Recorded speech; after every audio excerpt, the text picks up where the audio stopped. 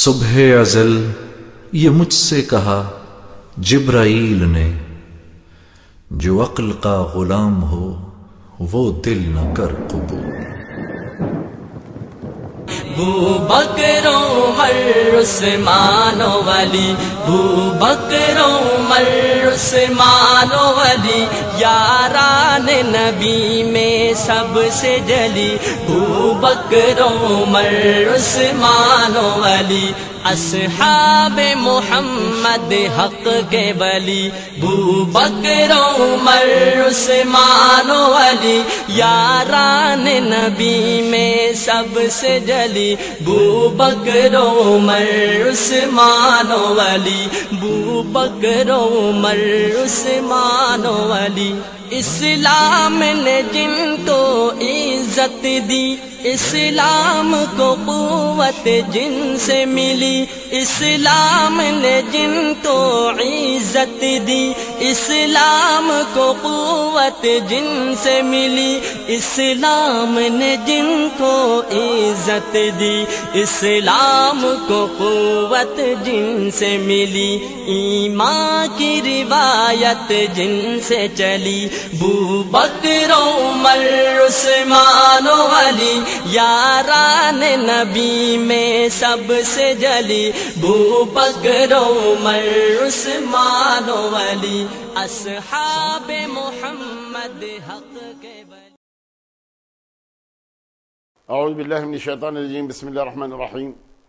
نحمدہ ونصلی علی رسولہ الکریم، اما بعد، معزز سامعین السلام علیکم ورحمۃ اللہ وبرکاتہ۔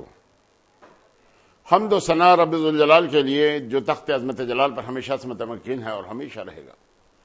اس کی قدرت کاملہ ہے کہ سمندروں میں مد و جزر کا پیدا کرنے والا، رات اور دن کا بنانے والا، خزاں و قدر کا مالک و مختار ہے۔ عزت اور ذلت کا دینے والا وہی پروردگار ہے، زندگی اور موت اسی کے ہاتھ ہے۔ ہم اسی کی حمد و ستائش بیان کرتے ہیں، اسی کی بڑائی کے راگ الاپتے ہیں کہ اس خلاق اکبر نے جو عظیم احسان ہم پر کیا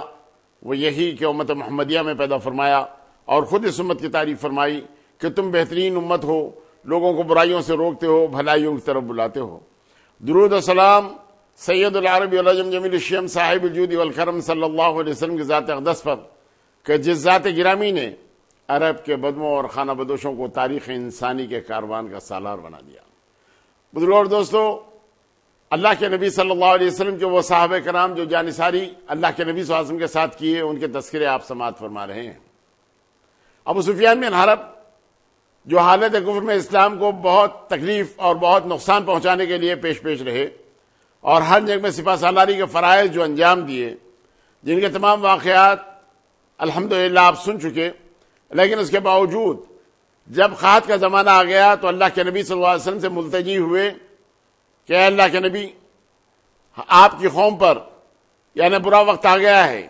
مردار اور ہڈیاں کھانے پہ مجبور ہو گئی ہیں، ان کے لیے دعا فرمائیے کہ خاص سالی دور ہو۔ نبی کریم صلی اللہ علیہ وسلم کے ہاتھ بارگاہ خداوندی میں اٹھ گئے، اللہ کے نبی صلی اللہ علیہ وسلم نے ان کے لیے دعائیں کی تو ایسا جل تھل ہو گیا کہ پھر آخر کار ان لوگوں کو بتانا پڑا کہ اب بارش بہت زیادہ ہو گئی، بارش کے ختم ہونے کے لیے دعا کیجیے۔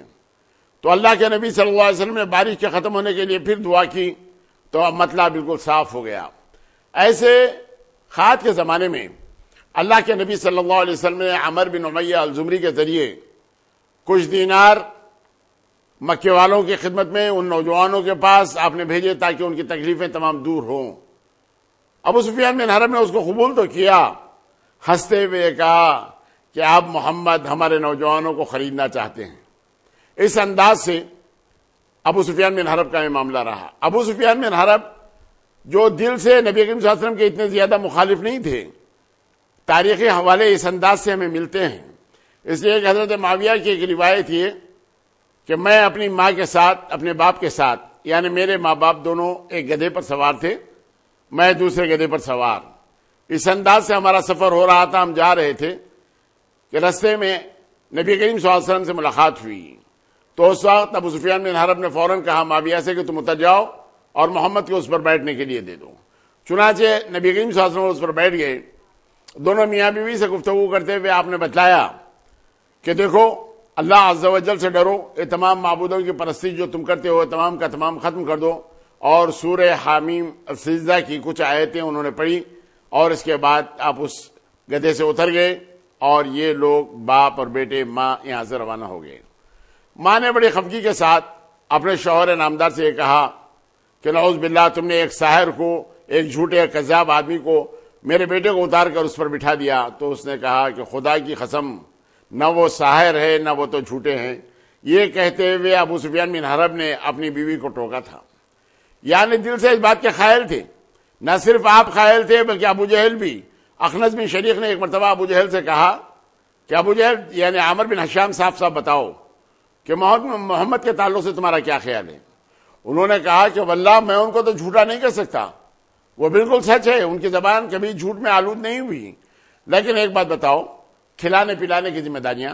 پانی کی ذمہ داریاں، اور خانہ کعبہ کی تمام حفاظت کی ذمہ داریاں، اور اس کے بعد اگر نبوت کا اعلان اگر ہو جائے تو باقی قریش کے پاس کیا رہے گا؟ کہ سارے کا سارا بنو ہاشم میں چلا جائے گا۔ اس لیے میں مخالفت کرتا ہوں اور میں زندگی بھر ان کی تائید نہیں کروں گا۔ اس بات کا بھی اس نے اعادہ کیا تھا۔ دوستو اور بزرگوں، یہ اللہ کے نبی صلی اللہ علیہ وسلم کے ساتھ ان لوگوں کا یہ عمل رہا، لیکن جب وہ پلٹ گئے اور اسلام پر جب قائم ہو گئے تو اس کے بعد پھر ان کا کیا عالم رہا اور کس حالت سے اسلام کے بقا کے لیے اپنی زندگیوں کو وقف کرتے ہوئے وہ تمام حالت جہالت میں جو انہوں نے گناہ ان سے سرزد ہوئے، اس کی تلافی کس انداز سے چاہتے تھے، اس کی کچھ باتیں آپ سماعت فرمائیے۔ یعنی سب سے پہلے ایمان قبول کرنے کے بعد، یعنی اللہ کے نبی صلی اللہ علیہ وسلم نے پہلی بات یہ کہ ان کے گھر کو دارالامن کیوں بنایا۔ اللہ کے نبی صلی اللہ علیہ وسلم ہجرت کرنے سے پہلے جب کبھی کفارہ نے مکہ کا ظلم اور زیادتی زیادہ ہو جاتی، اللہ کے نبی صلی اللہ علیہ وسلم کے پیچھے وہ لوگ اگر پڑ جاتے تو اللہ کے نبی صلی اللہ علیہ وسلم ابو سفیان بن حرب کے گھر میں چلے جاتے۔ ابو سفیان بن حرب کے گھر میں جانے کے بعد وہ لوگ کسی قسم کی زیادتی نہیں کر پاتے۔ اس کی وجہ یہ کہ ایک تو سردار ہیں قوم کے، اور دوسری بات یہ وہ عربوں کی شان کے خلاف ہے کہ کسی کے گھر میں جا کر ان کو تکلیف دے۔ وہ انتظار کریں گے، باہر آنے کے بعد مقابلہ کریں گے، باہر آنے کے بعد گھر میں گھسنا، جانا، نکالنا، کرنا، یہ ان کی شجاعت سے بعید بات ہے۔ اسی لیے اللہ کے نبی صلی اللہ علیہ وسلم کبھی کبھی وہاں چلے جاتے۔ اللہ کے نبی صلی اللہ علیہ وسلم کو جس مقام پر ہجرت سے پہلے سکون ملا، آرام ملا، اطمینان ملا، امن ملا، اللہ کے نبی صلی اللہ علیہ وسلم میں اقتدار حاصل ہونے کے بعد اس مقام کو دارالامن آپ نے بنا دیا۔ نہ صرف یہ بلکہ حضرت زینب جو ابو العاص سے بیاہ ہی گئی تھی، وہ ابو العاص جو غزوہ بدر میں کفاران مکہ کی طرف سے لائے گئے، لڑنے کے بعد گرفتار ہوئے، اور ان کی زوجہ محترمہ نبی کریم صلی اللہ علیہ وسلم کی صاحبزادی حضرت زینب ان کو چھڑانے کے لیے جب اپنا عقیق کا ہار بھیجا تو اس وقت اللہ کے نبی صلی اللہ علیہ وسلم کی آنکھیں آپ دیدہ ہو گئیں۔ تو اس وقت صحابہ کرام نے عرض کیا، اے اللہ کے نبی، ابو العاص کو آپ چھوڑ دیجئے، اس ہار کو بھی واپس کر دیجئے اور حضرت زینب کو اپنے پاس بلا لیجئے۔ تو حضور نے اس تجویز کو پسند فرمایا۔ ابو العاص سے کہا کہ زینب کو بھیجنے کے تعلق سے ابو العاص بنفس نفیس بہت نیک آدمی تھے، انہوں نے فوراً بات کو مان لیا اور اللہ کے نبی صلی اللہ علیہ وسلم کی صاحبزادی کو بھیجنے کے لیے آپ تیار ہو گئے۔ چنانچہ حضرت زید بن حارث کے ساتھ اللہ کے نبی صلی اللہ علیہ وسلم نے ان کو روانہ کر دیا کہ حضرت زید بن حارث حضرت زینب بنت محمد کو لیے آ رہے تھے کہ بطن نخلا میں حبار بن اسود نام کا ایک شخص نے آپ کو کجاوے سے گرا دیا، اونٹ کے کجاوے سے گرا دیا، ان کی رسیاں کاٹ دیں، آپ اوپر سے تو گر گئیں، حاملہ تھی، حمل ساقط ہو گیا، اور اس کے بعد ابو سفیان بن حرب نے ان کو اپنے پاس لے جا کر اس مکان میں آپ کی عیادت اور آپ کی تیمارداری کی، اور اس کے بعد جب آپ مکمل طور پر صحت یاب ہو گئیں تو ان کو مدینہ بھیجا۔ یہ احسان عظیم جو ابو سفیان بن حرب نے کیا حضرت زینب بنت محمد کے ساتھ، اللہ کے نبی صلی اللہ علیہ وسلم نے اس مقام کو دارالامن بنا دیا۔ یعنی اللہ کے نبی صلی اللہ علیہ وسلم پر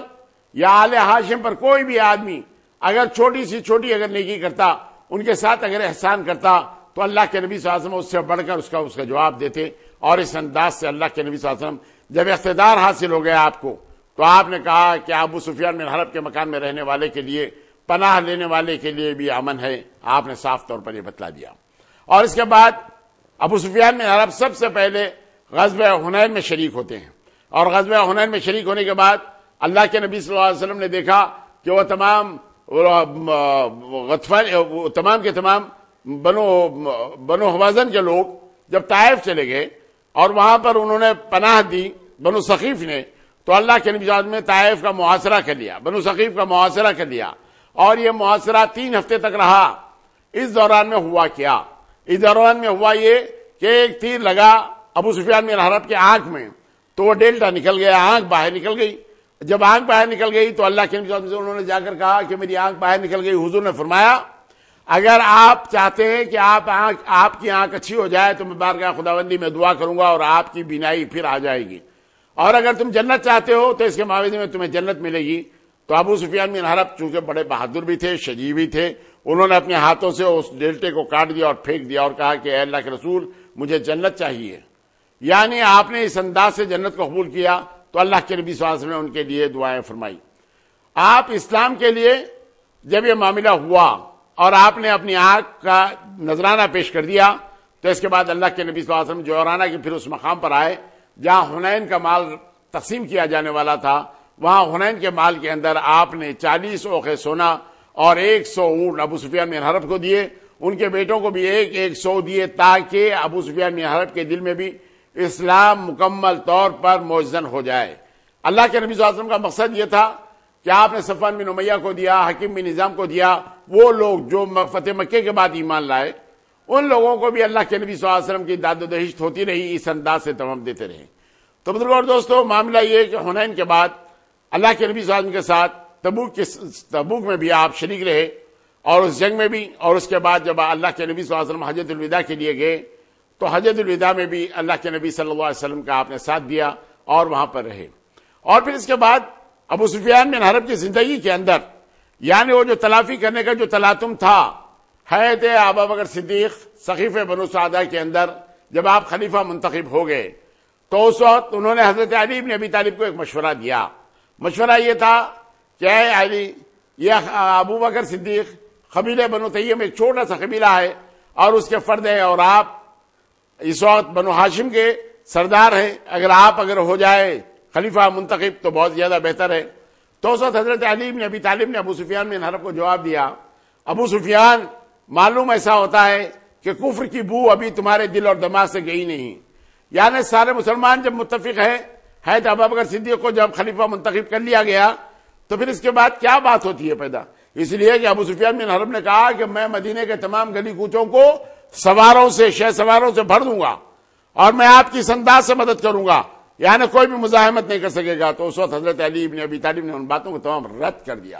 اور یہ کہا کہ نہیں۔ اور پھر حضرت علی بن ابی طالب جب اپنے جانثاروں کے ساتھ حضرت ابوبکر صدیق کی بیعت کیے تو اس میں ابو سفیان بن حرب بھی شامل رہے۔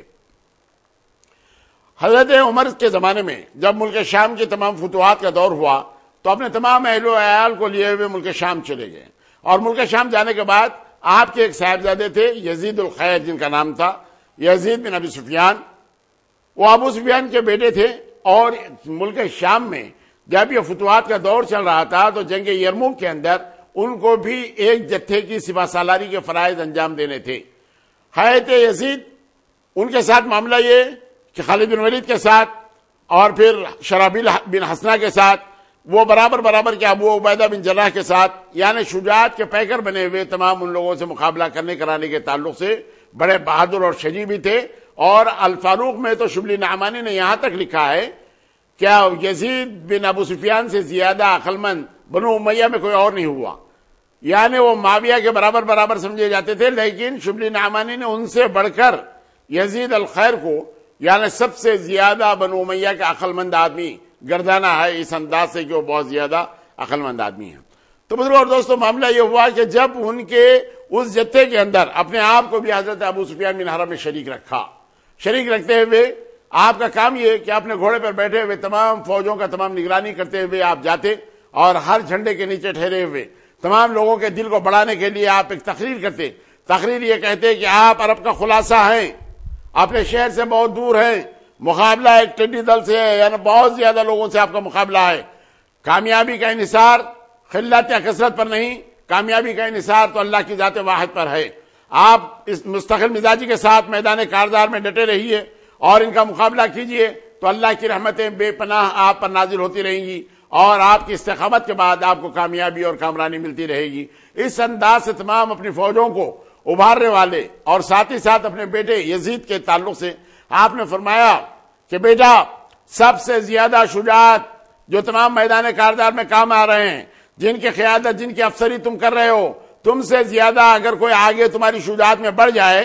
تو تمہارے لیے وہ مقام شرم کا مقام ہے۔ اس لیے کہ سب سے زیادہ اللہ سے ڈرنے والے بنو اور اپنی شجاعت کو اس انداز سے آپ استعمال کرو کہ لوگ دیکھ کر اشش کریں۔ آپ جان کی پرواہ کیے بغیر اپنے آپ کو سپہ سالاری کا اہل بتاؤ۔ اس انداز سے بیٹے کے ولولے کو، بیٹے کے جوش کو بھی انہوں نے بہت زیادہ گرمایا۔ نتیجہ دوستو یہ ہوا کہ ایک تیر اور جو دوسری سیدھی آنکھ تھی جس کے اندر بینائی تھی اس پر ایک تیر لگا، اور اس کے بعد یہ آنکھ بھی ان کی ضائع ہو گئی، یہ آنکھ بھی اللہ کی راہ میں تمام شہید ہو گئی۔ اس کے بعد آپ بالکل مکمل طور پر آپ کی بینائی جاتی رہی،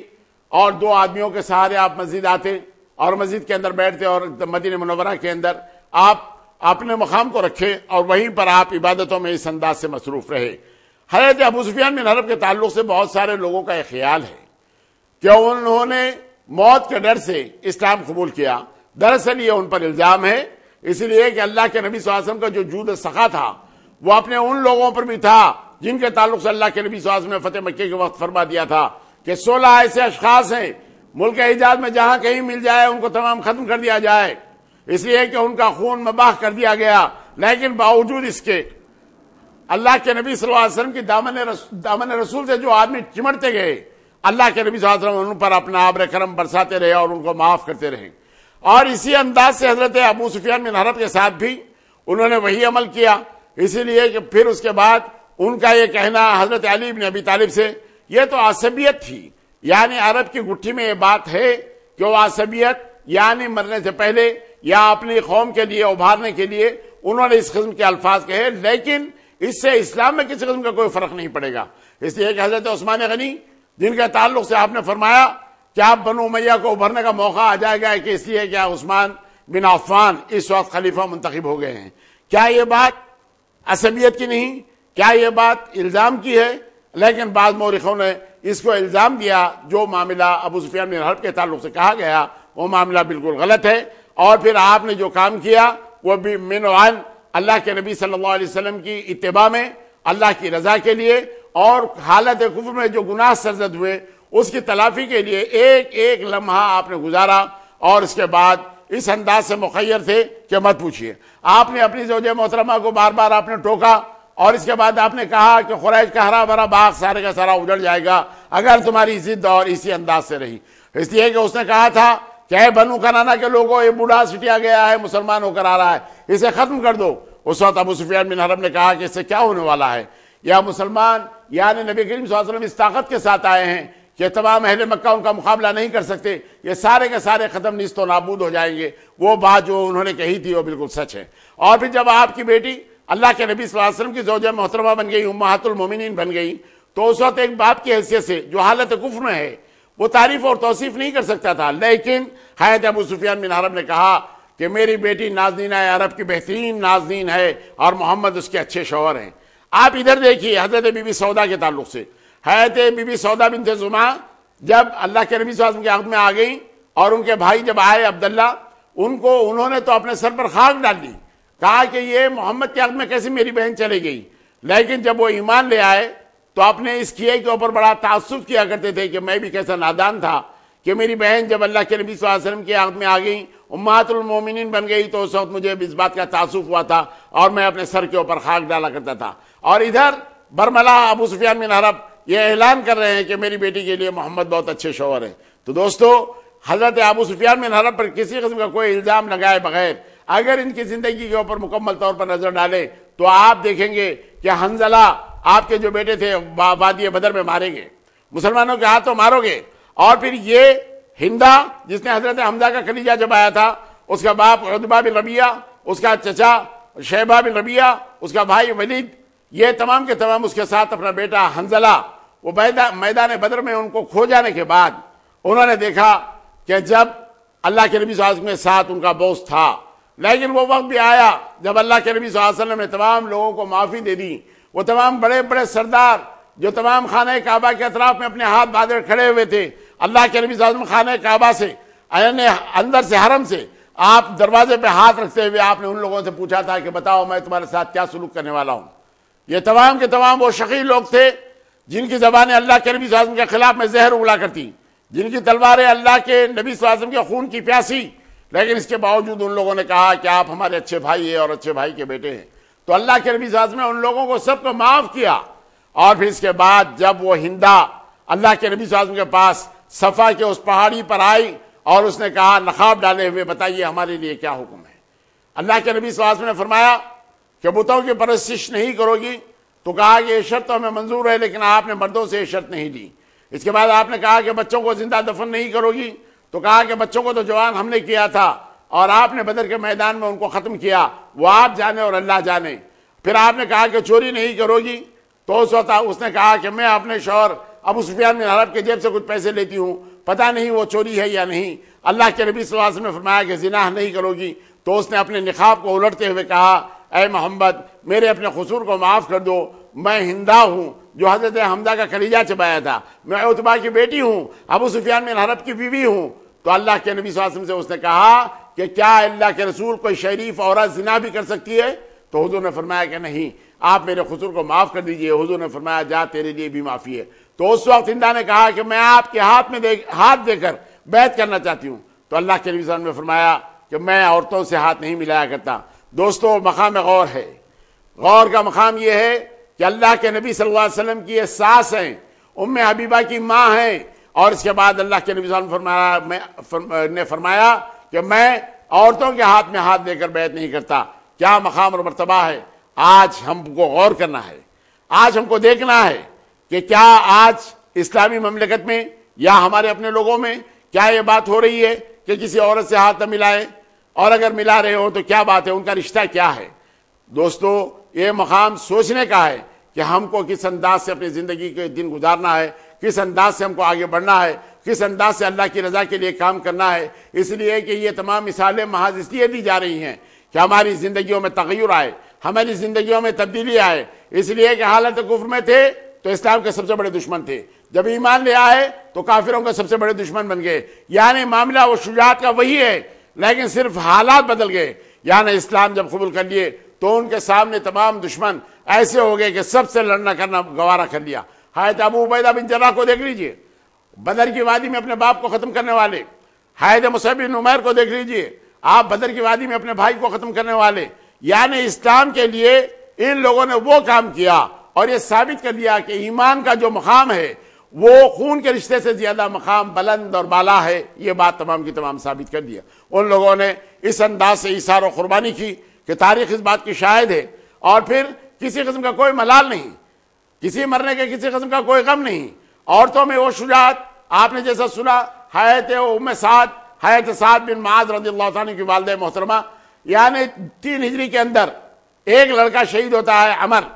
اور پھر اس کے بعد 5 ہجری کے اندر آپ اپنے بیٹے سے یہ کہتی ہے کہ بیٹا تم میدان کارزار میں جانے کے لیے بڑی دیر کر دی۔ کیسی مائیں تھی یہ کہ باوجود ایک بچہ درجہ شہادت پر فائز ہو گیا، دوسرے بیٹے کو میدان کارزار میں اس انداز سے آپ بھیج رہی ہیں۔ تو آج سوچنے کا مقام یہ ہے کہ اس کے بعد حضرت سعد بن معاذ رضی اللہ تعالیٰ کی 5 ہجری کے اندر یعنی غزوہ خندق کے اندر تیر لگنے کی وجہ سے شہادت نصیب ہوئی تھی، لیکن ماں نے کسی قسم کا کوئی اظہار نہیں کیا، افسوس نہیں کیا۔ ہاں اللہ کے نبی صاحب نے ایک سوال کیا، کیا ہے اللہ کے رسول یہ بتائیے میرا بیٹا عمر میدان احد میں شہید ہو گیا ہے، اس کا مقام اور مرتبہ کیا ہے؟ اللہ کے نبی صلی اللہ علیہ وسلم نے فرمایا وہ جنت الفردوس کے اندر ہے جو اس دنیا سے بڑی جنت ہے۔ تو کہا کہ اللہ کے نبی آپ گواہ رہیے، آج کے بعد میری اپنی زبان کے اوپر اپنے بیٹے کے مرنے کی کوئی شکایت نہیں آئے گی، اس لیے کہ وہ تو مراد کو پا چکا، وہ اپنی مراد پر پہنچ گیا۔ یہ کیسی مائیں تھی جن کے دامن میں اسلام پلا، اسلام بڑا ہوا۔ اور آج ہماری مائیں یہ ہیں کہ اگر کسی قسم کی کوئی بات آتی ہے، کوئی افتاد آتی ہے تو اس کو برداشت نہیں کر سکتی۔ دوستو ضرورت اس بات کی ہے کہ حق و صداقت کے لیے جان دینے کے لیے تیار رہیں تو انشاءاللہ المستعان ہماری زندگیاں کامیاب اور کامران۔ حق و صداقت کے علاوہ اگر کوئی اور مقام ہو تو وہ ظلم اور زیادتی ہے، اور اللہ تعالیٰ نے ظلم کرنے والوں کو پسند نہیں فرمایا۔ ظلم اور زیادتی سے اجتناب کرنے کے لیے اللہ کے نبی صلی اللہ علیہ وسلم کے احکامات ہیں۔ ہاں اگر تمہاری نظروں کے سامنے کسی قسم کا کوئی ظلم اور زیادتی اگر ہو رہی ہو تو اس کی تلافی کے لیے تم ان کی مدد کر سکتے ہو، اس لیے کہ اللہ کے نبی صلی اللہ علیہ وسلم نے فرمایا کہ تم ظالم اور مظلوم کی مدد کرو۔ صحابہ کرام نے پوچھا اے اللہ کے نبی مظلوم کی مدد تو سمجھ میں آتی ہے، ظالم کی مدد کیسے کریں؟ اللہ کے نبی صلی اللہ علیہ وسلم نے فرمایا کہ اس کو اس کے ظلم سے روک دو، اس کی مدد ہے۔ اللہ کے نبی صلی اللہ علیہ وسلم کے ان فرمانوں کے تحت اگر اپنی زندگی کو ہم ڈھالیں تو انشاءاللہ المستعان ہم کامیاب اور کامران رہیں گے۔ دوستو، یہ زندگیاں محض اسی لیے سنائی جا رہی ہیں کہ اس کے اندر اپنی زندگیوں میں تغیر لائیں، اپنی زندگیوں میں تبدیلی لائیں، اور یہ تبدیلی ہی ہماری کامیابی اور کامرانی کی ضمانت ہو سکتی ہے۔ اور اگر ہم اپنی زندگیوں کو صرف عبادتوں کے لیے اگر رکھ دیں تو یقیناً عبادتیں کامیاب ہیں، لیکن اس کے ساتھ ساتھ اللہ کے نبی صلی اللہ علیہ وسلم نے فرمایا کہ جہاد میں نکلو، جد و جہد سے جہاد ہے، حق کی بنیادوں پر نکلو۔ اس لیے کہ حضرت ابوبکر صدیق نے کہا جس قوم میں جذبہ جہاد ختم ہو جائے وہ قوم ذلیل و خوار ہو جاتی ہے۔ حضرت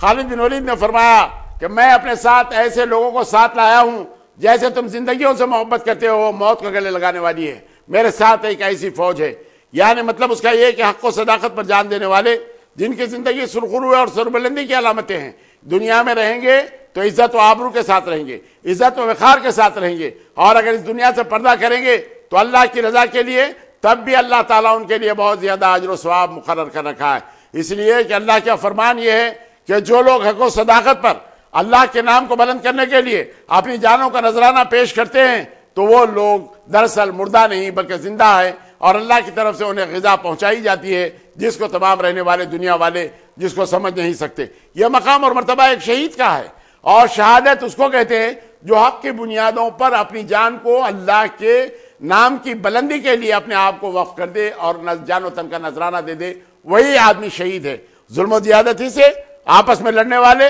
محلے میں لڑنے والے، جن کے تعلق سے تو وعید ہے۔ اللہ کے نبی صلی اللہ علیہ وسلم نے فرمایا کہ دونوں جہنمی ہے۔ پوچھا گیا کہ اللہ کے رسول جس نے مار دیا، تو حضور نے فرمایا کہ تو اس کا بھی تو ارادہ اس کو مارنے کا تھا، اسی لیے تو یہ جہنمی ہے۔ تو آج ہم کو مقام سمجھنے کی ضرورت ہے کہ اسلام کیا ہے، احکامات کیا ہیں، زندگی کہاں گزارنا ہے، کس کے خلاف لڑنا ہے، کس کے ساتھ دوستی کرنا ہے، یہ باتوں کو سمجھنے کی ضرورت ہے۔ آج ہم اس سے بہت زیادہ پرے ہو گئے ہیں، اس سے بہت زیادہ دور ہو گئے ہیں، اور ہمارے سامنے وہ حقیقتیں جو آشکارا ہیں وہ حقیقتیں اس انداز سے نہیں ہیں۔ آج ظلم و زیادتی سے ہم مجبور کیوں ہیں؟ ہماری زندگیوں میں ذلت اور رسوائی کیوں مقدر بن رہی ہے؟ محض اس واسطے کہ عقل حلال ہم سے چھوٹ گیا، اور وہ تمام احکامات خداوندی ہم سے چھوٹ گئے، اور پھر ہم اللہ کی عبادت کرنے کے بجائے ہم ایسے دنیا داری کے اندر ہو گئے۔ اس لیے کہ اللہ کے نبی صلی اللہ علیہ وسلم کا فرمان میں آپ کے سامنے رکھ دوں۔ اللہ کے نبی صلی اللہ علیہ وسلم نے فرمایا کہ ایک وقت وہ آنے والا ہے جب آپ تمام قومیں مسلمانوں کو دبوچنے کی کوشش کریں گی۔ تو اس وقت صحابہ کرام نے پوچھا اے اللہ کے نبی کیا اس وقت ہم خلت میں رہیں گے؟ تو حضور نے فرمایا کہ سمندر کے جھاگ کے مماثل رہیں گے، ریت کے ذروں کے موافق رہیں گے، لیکن دو خصلتیں ہم میں ایسی آ جائیں گی جو ہماری ذلت اور رسوائی کا باعث بنیں گی۔ پھر صحابہ نے پوچھا کہ اللہ کے نبی وہ کون سی؟ کہا کہ دنیا سے محبت اور موت کا ڈر جب ان کے دل میں آ جائے گا تو وہ رسوا ہو جائیں گی۔ یعنی دنیا سے اتنی زیادہ محبت، آج دیکھیے دنیا کی محبت ہمارے دلوں میں کتنی زیادہ بھری ہوئی ہے، موت سے کیسے ڈر ہمارے پاس ہے۔ ہم مرنے کے لیے، مرنا تو بہر صورت ضروری ہے، مرنا تو ایک دن موت آنے والی ضروری ہے۔ جنگ صفین سے بھاگنے والوں کو حضرت علی بن ابی طالب نے کہا اے موت سے بھاگنے والوں، موت تمہارا پیچھا نہیں چھوڑ سکتی، تم کو بہر صورت ایک نہ ایک دن مرنا ہے، تو کیوں نہ شان کے ساتھ، کیوں نہ عزت و وقار کے ساتھ، کیوں نہ حق کے ساتھ اور حق کی سربلندی کے لیے، اللہ کے نام کو روشن کرنے کے لیے، اپنی جان و تن کا نذرانہ پیش کرنے کے لیے کیوں تیار نہیں ہوتے؟ اگر تیار ہو جائے تو پھر ہم پر کوئی قوم غالب نہیں آ سکتی۔ ہم وہ لوگ ہیں جن کے سینے کے اندر لا الہ الا اللہ محمد رسول اللہ ہے، اور ہم وہ لوگ ہیں جو حق و صداقت کی بنیاد کے اوپر آواز اٹھانے والے ہیں۔ ظلم اور زیادتی ہمارے پاس گناہ ہے، اس معاملے کے اندر کسی قسم کی کوئی تائید نہیں کی جا سکتی، کسی ظالم کی تائید نہیں کی جا سکتی ہے۔ بزرگوں اور دوستوں، زندگی گزارنے کے اللہ کے نبی صلی اللہ علیہ وسلم نے بہت سارے طریقے بتائے۔ اگر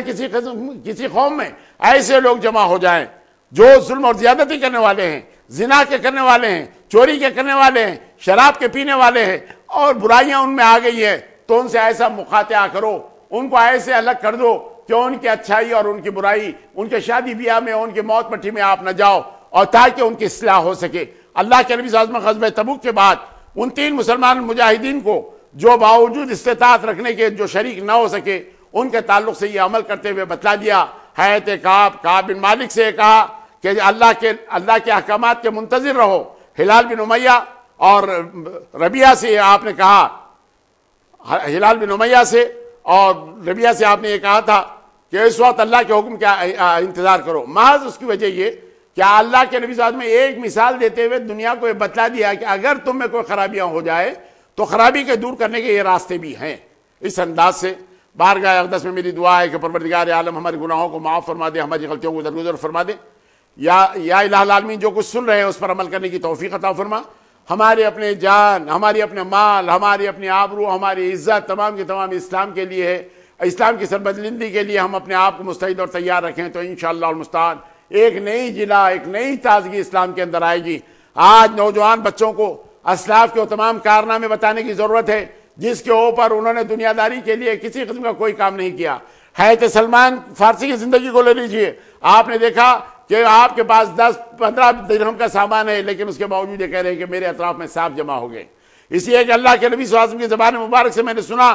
اگر دنیا میں کوئی مال و متاع زیادہ رکھے, مال و متاع اتنا رکھیے کہ ایک سفر میں جیسے ضرورت ہے, اس لیے اپنے آپ کو سارے کے سارے مال و اسباب تمام بانٹ دیتے غریبوں کے اندر, اس لیے محتاجوں میں بانٹ دیتے. آپ زندگیوں کو صحابہ کرام کی اٹھا کے دیکھیے, انشاءاللہ المستعان آپ سنتے رہیے کہ اللہ کے نبی صلی اللہ علیہ وسلم کے احکامات کے اوپر اپنی زندگیوں کو کیسے ان لوگوں نے وقف کیا, اور اس کے بعد ان کی زندگیاں کیسی تر و تازہ رہیں, جن کے آپ باتیں تمام انشاءاللہ المستعان سنتے رہے ہیں اور انشاءاللہ سنتے رہیں گے. اللہ کی بارگاہ میں دعا ہے کہ پروردگار عالم ہم کو سچا اور پکا مسلمان بنا دے, ہمارے مرحومین کی مغفرت فرما دے. الہ العالمین ہماری دعاؤں کو نبی کریم صلی اللہ علیہ وسلم کے صدقہ طفیل میں قبول فرما. وصلی اللہ علی محمد النبی الامہ وآلہ وصحبہ وسلم. الحمدللہ رب العالمین وآخر دعوانا الحمدللہ رب العالمین.